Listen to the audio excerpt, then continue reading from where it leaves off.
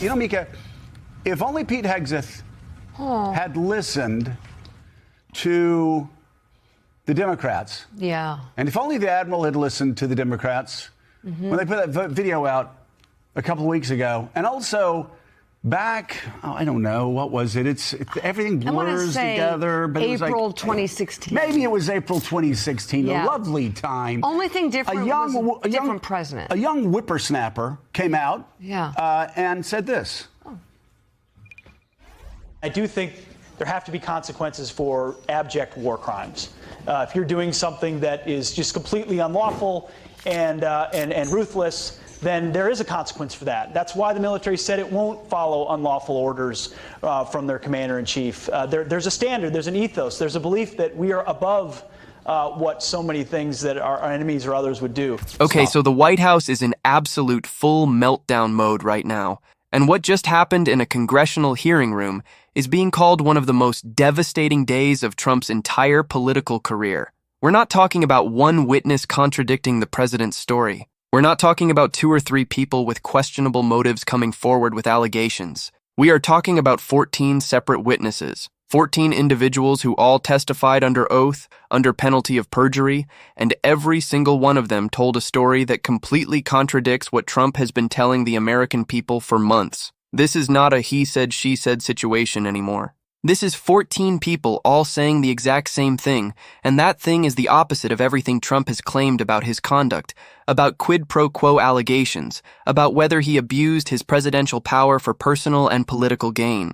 Legal experts who watch this hearing unfold are already saying this could be a turning point, not just for ongoing investigations, but for Trump's entire presidency and his political future.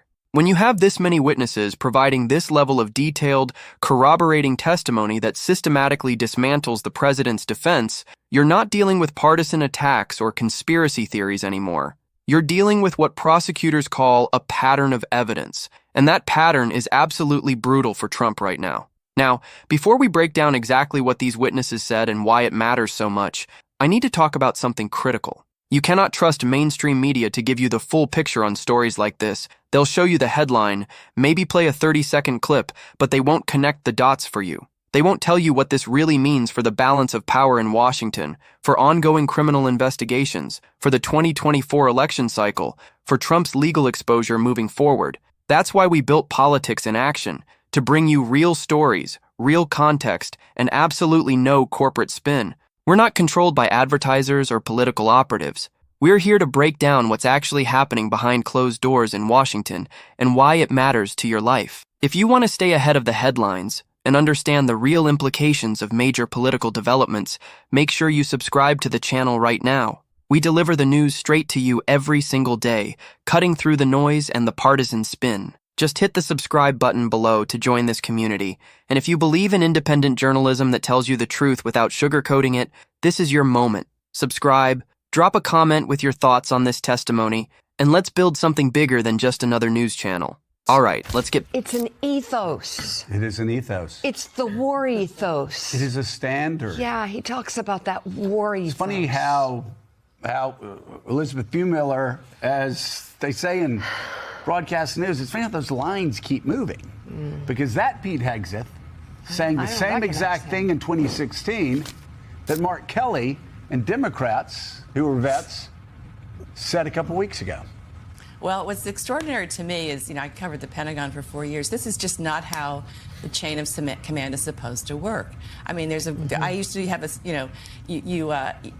an executive, you share the credit and you take the blame. It's very powerful in the military.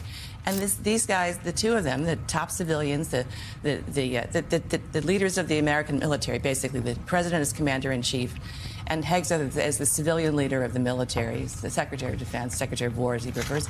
This is their responsibility, and it's just astonishing to watch as they both say, well, Trump is now saying, well, I wouldn't have agreed with it was a good he did it, but I wouldn't have gone with the second strike.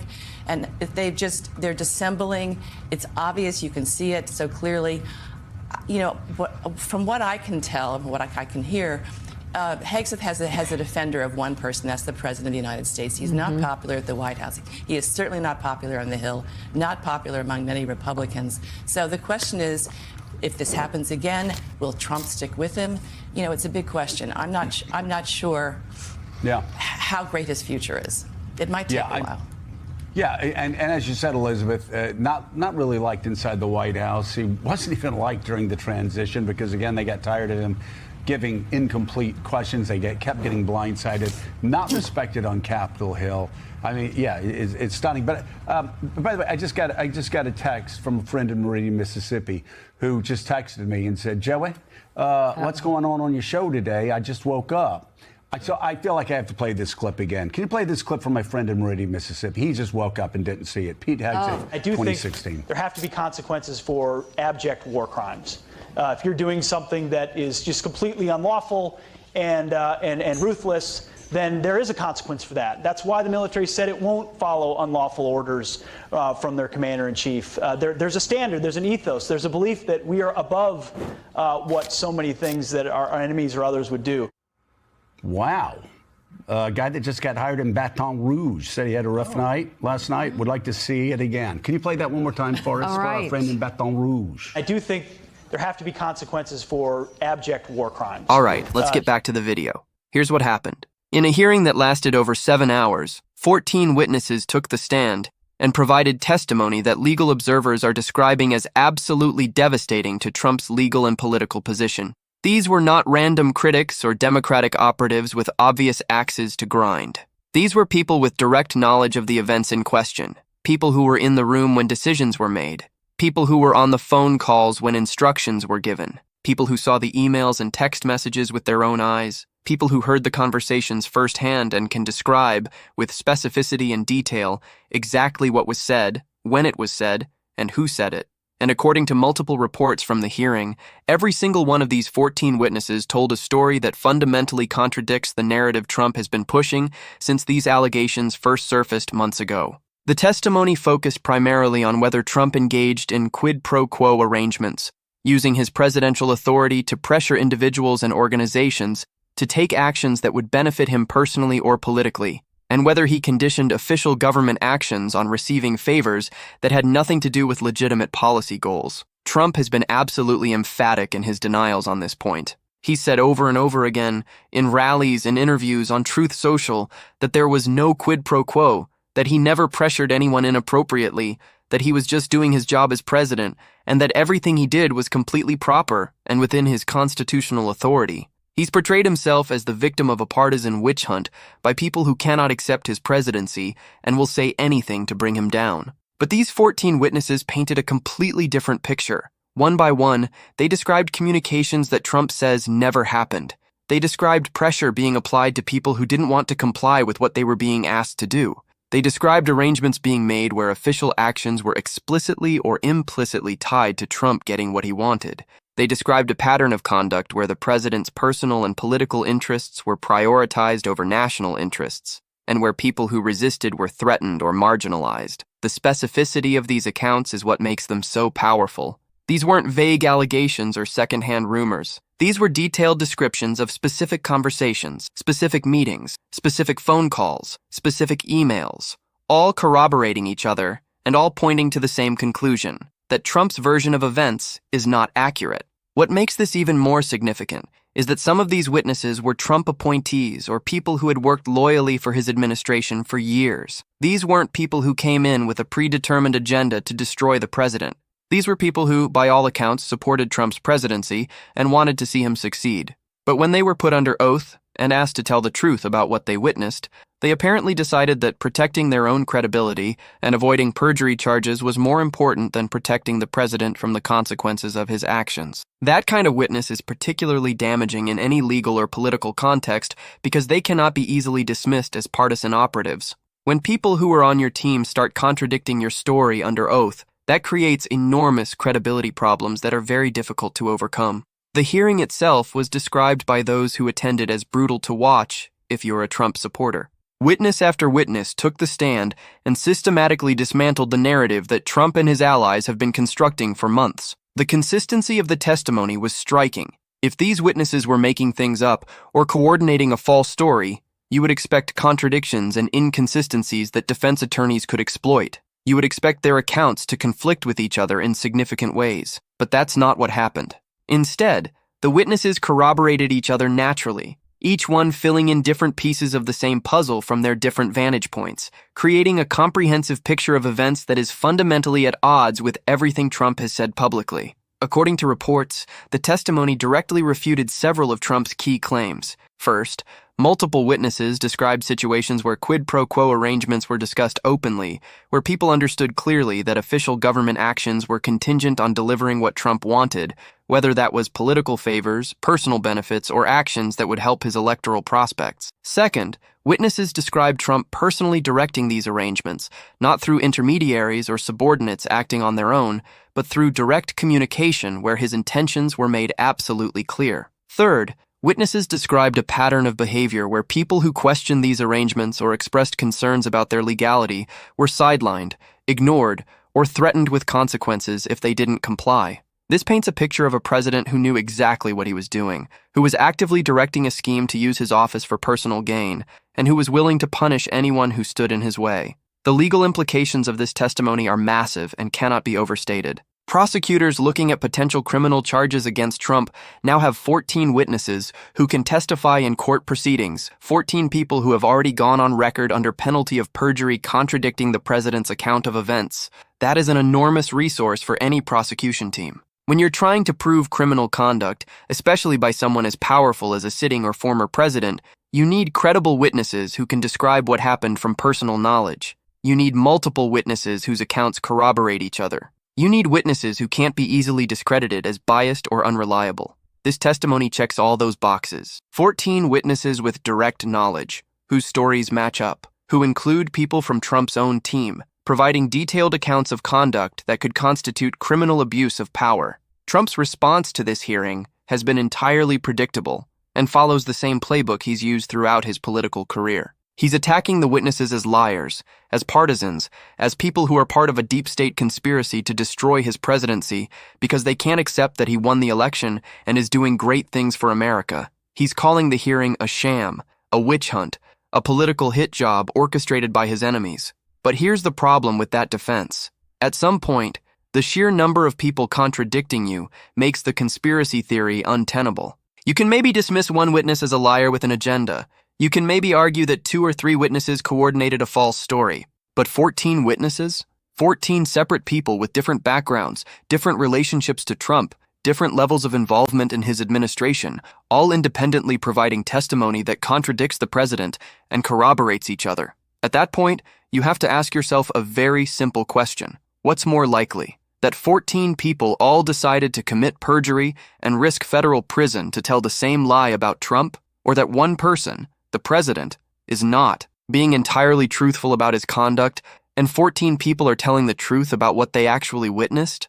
Most people, when presented with those two options, are going to conclude that the 14 witnesses are probably telling the truth. That's just basic human reasoning. And that's why this testimony is so politically dangerous for Trump, not just legally dangerous. His base has shown remarkable loyalty through countless scandals and controversies that would have ended any other political career. They've defended him against allegations that later turned out to be true. They've dismissed evidence that might have convinced them about anyone else. But 14 witnesses providing coherent, detailed, corroborating testimony under oath is a lot to explain away, even for Trump's most devoted supporters. It's one thing to say the media is lying about Trump.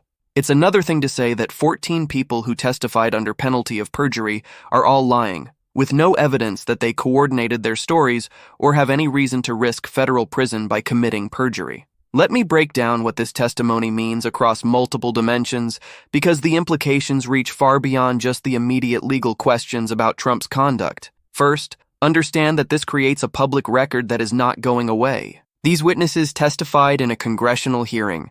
Their testimony was recorded, transcribed, and is now part of the official record. That means it can be cited in court filings, referenced in future legal proceedings, used by journalists and historians, and presented to voters in political campaigns. Trump can attack the witnesses all he wants, but he cannot make their testimony disappear. It exists, it's on the record, and it will be used against him for years to come. Second, this testimony provides a roadmap for ongoing criminal investigations. Federal prosecutors and state attorneys general who are looking at Trump's conduct now have 14 potential witnesses they can call. They have testimony that describes specific criminal behavior with enough detail to form the basis of criminal charges.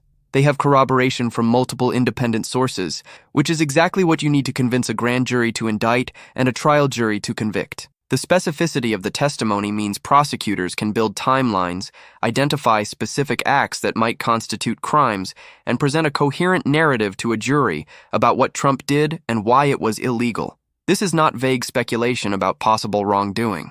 This is detailed testimony about specific conduct from people who were there. Third, think about the political dynamics heading into future elections. Trump's opponents, whether Democrats in a general election or Republicans in a primary, now have an incredibly powerful line of attack. They can point to this hearing and say, 14 people testified under oath that Trump abused his power, engaged in quid pro quo arrangements, and lied to the American people about his conduct. How does Trump respond to that? He can call them liars. But that's not a very convincing argument when there are 14 of them, and their stories all match. He can claim it's a partisan witch hunt, but some of these witnesses were his own appointees, people who worked for him loyally. The more he attacks the witnesses, the more he risks looking defensive and guilty. And every time he talks about this hearing, he's reminding voters about testimony that paints him in an extremely negative light. Fourth, consider the impact on Trump's credibility more broadly. Every politician relies on public trust to be effective. People have to believe what you're telling them, at least enough to give you the benefit of the doubt when controversies arise. Trump's credibility has been under strain for years from multiple scandals and proven instances where he's said things that turned out not to be true, but he's maintained enough credibility with his base to survive. This testimony could finally push his credibility past the breaking point, even with supporters who have stood by him through everything else. When 14 people contradict you under oath, it becomes very hard to maintain that you're the one telling the truth and everyone else is lying. Credibility, once lost, is extremely difficult to rebuild, and Trump may be facing a situation where even his loyal supporters start to have doubts about whether they can trust what he says. Fifth, think about the institutional implications. This testimony reinforces the idea that there are still people in government who will tell the truth under oath, even when it's politically inconvenient or personally dangerous.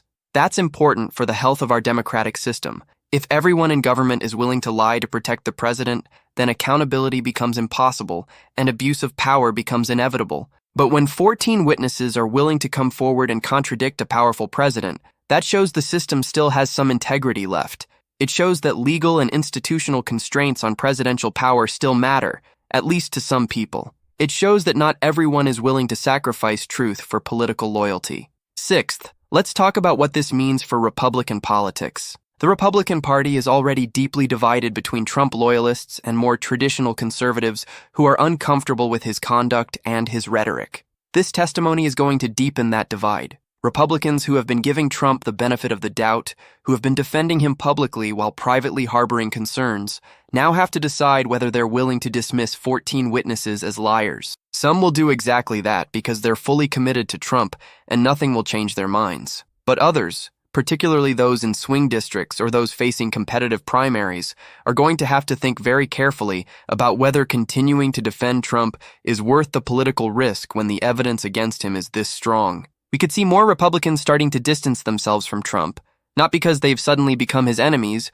but because defending him is becoming politically untenable in the face of this kind of testimony. Seventh, consider the international dimension. America's allies and adversaries are watching all of this very closely. When a president is credibly accused of abusing power for personal gain, when 14 witnesses testify that he engaged in quid pro quo arrangements, that affects how foreign governments view American leadership and American reliability. If other countries believe the president is making decisions based on personal benefit rather than national interest, that undermines American credibility in international negotiations. It makes allies less willing to trust American commitments. It makes adversaries more willing to test American resolve. Trump's defenders will say this is all partisan nonsense and foreign governments shouldn't pay attention to it. But when you have 14 witnesses providing detailed testimony under oath, foreign governments are going to pay attention whether Trump likes it or not.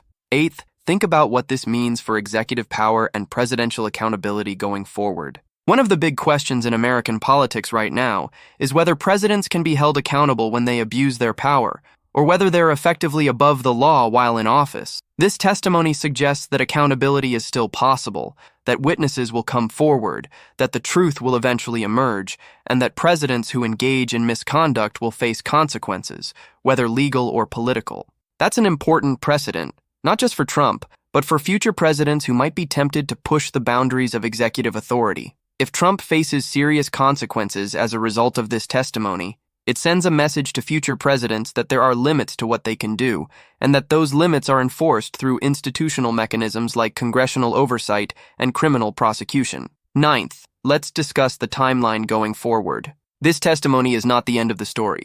It's a chapter in a much longer saga that will play out over months and potentially years. The testimony will be analyzed by legal experts, dissected by journalists, weaponized by political opponents, and defended by Trump's allies. There will be more hearings, more investigations, possibly criminal charges, possibly trials. Trump will continue to attack the witnesses and claim he's being persecuted. His supporters will rally around him and claim this is all a deep state conspiracy. His opponents will use this testimony as evidence that Trump is unfit for office. The legal proceedings will grind forward slowly through the courts, and all of this will happen against the backdrop of political campaigns, elections, and the ongoing battle for control of American government. This testimony is a significant development, but it's just one piece of a much larger puzzle. 10th, and this is crucial, watch how Trump's legal team responds to this testimony in the coming days and weeks. They have several options. They can attack the credibility of individual witnesses, trying to find inconsistencies or motivations that would explain why those witnesses might not be telling the truth. They can challenge the legal relevance of the testimony, arguing that even if everything the witnesses said is true, it doesn't constitute a crime or impeachable conduct.